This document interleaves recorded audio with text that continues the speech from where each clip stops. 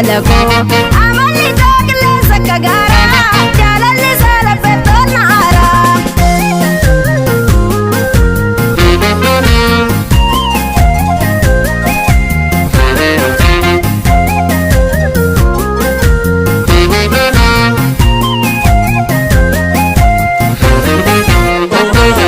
Damma shoolee kiyyaa mi'a damma daamu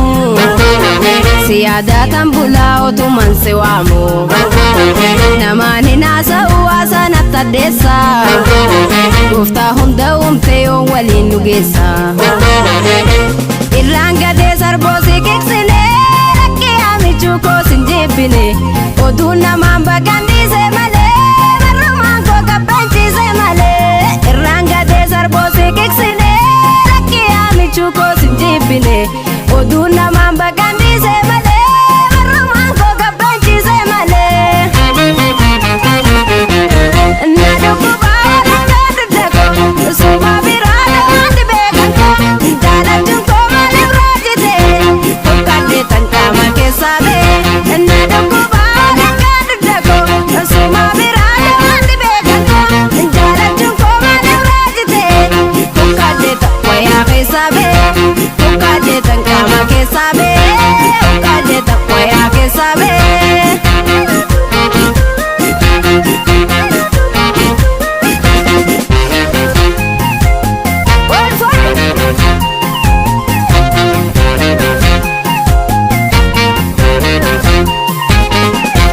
Yaa jaranaa wallaalee malakoo kabalee seddemee mamalakoo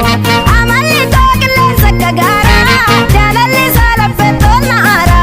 Yaa jaranaa wallaalee malakoo kabalee seddemee mamalakoo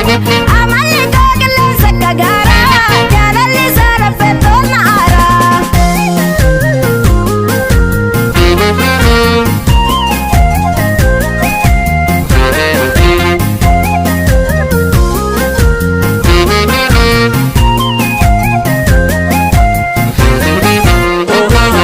Finfinneedhaan deema jimmaa qaqqabuufi sabboonticha harkee haaraa galfachuufi